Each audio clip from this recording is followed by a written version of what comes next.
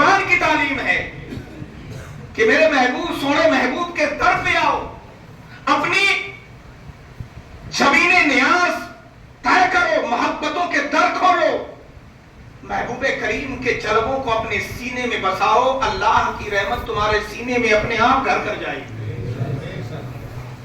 لیکن یاد رکھیے گا, قرآن پڑھنے سے پہلے, قرآن سیکھنے سے پہلے یہ بھی ضروری ہے کہ سکھانے والا کون ہے, کیونکہ سکھانے والا یہ بھی ہو سکتا ہے کہ وہ کوئی چڈی دھاری ہو, یہ بھی ہو سکتا ہے کہ وہ کوئی بھگوا ٹریپ ہو, یہ بھی ہو سکتا ہے کہ وہ کوئی دنگائی ہو, یہ بھی ہو سکتا ہے کہ وہ کوئی گنڈا ہو. یاد رکھیے, قرآن پڑھانے والا, قرآن سکھانے والا ہر کوئی عالم نہیں ہوتا. قرآن سمجھنے سمجھانے کے لیے دل میں پہلے رسول اللہ کی محبت ضروری ہے. آج آپ حضرت مولانا قاری رستم علی صاحب قبلہ کی قیادت میں یہاں بیٹھے ہیں, مکمل قرآن آپ نے سنا ہے, قرآن آپ نے سن تو لیا, لیکن قرآن کا پیغام کون سمجھے گا؟ اسی قرآن کے پیغام کو مختصر اجمالاً کم وقتوں میں آپ کے ذہن و دماغ تک پہنچانے کے لیے انہوں نے علماء کو مدعو کیا. یہ تو سمجھاتے ہی رہتے, اور ان کے سمجھانے کا ہی نتیجہ ہے کہ آپ جمع ہیں, ورنہ کون ہے اس دور میں, کسے پڑی ہے تمہارے بخشش کی؟ ورنہ یہاں تو جو حکمراں ہیں, جن کے ہاتھوں میں پاور ہے, وہ تو آئے دن ہمارے گلے کو دبانے کے چکر میں. یہ علماء کی محبتیں ہیں کہ یہ اپنے بچوں کو بعد میں دیکھتے ہیں, پہلے یہ اپنی ذمہ داری ادا کرتے ہیں کہ اللہ نے ہمیں عالم بنایا ہے تو پہلے رسول اللہ کی امت بچانا ہے, اور اس جذبے کو لے کر یہ آپ تک پہنچتے ہیں.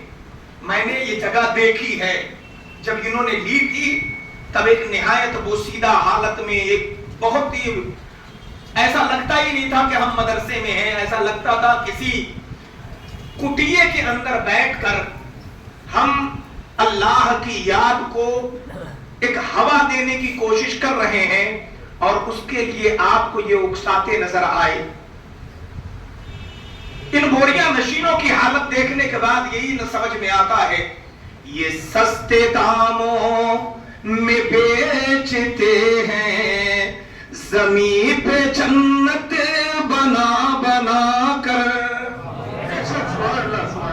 آپ 100 روپیہ چندہ دے تب بھی یہ کہتے ہیں اللہ تعالیٰ برکتیں عطا فرمائے, آپ کے رزق میں کشادگی ہو. آپ نے 10 روپے کا بھی چندہ دیا تب بھی یہی دعائیں نکلتی ہیں. دوستوں, تو بڑی مہنگی شے ہے, اتنی آسانی سے نہیں ملتی. ان علماء کی قدر کریں جنہوں نے آپ کو اس انحطاطی دور میں, جبکہ ہمارا کوئی ماوا و ملجا نہیں, ہمارا کوئی مونس و غمگسار نہیں, ہمارا کوئی ساتھی نہیں, کوئی یار نہیں, کوئی ہمارا ہمدرد نہیں, ایسے عالم میں انہوں نے ہمیں سمجھایا کہ دوستو, اگر کوئی تمہارا غمگسار نہ ہو, کوئی تمہارا مونس و ساتھی نہ ہو, تو قرآن پاک کو سینے میں بسا لو, اپنے رب کا ذکر کرو. میرے رب کا فرمان ہے الا بذکر اللہ تطمئن القلوب. جب ساری دنیا تمہارے دل کو پریشان کر دے تو اللہ کا ذکر تمہارے دل کو اطمینان عطا کر دے.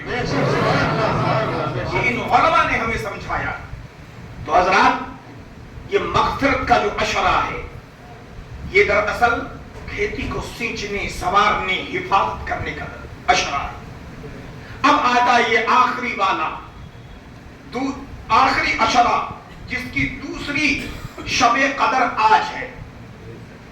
23ویں رات, 21ویں, 23ویں, 25ویں, 27ویں, 29ویں, یہ 5 طاق راتیں ہیں جس میں نبی نے فرمایا شب قدر کو تلاش کرو.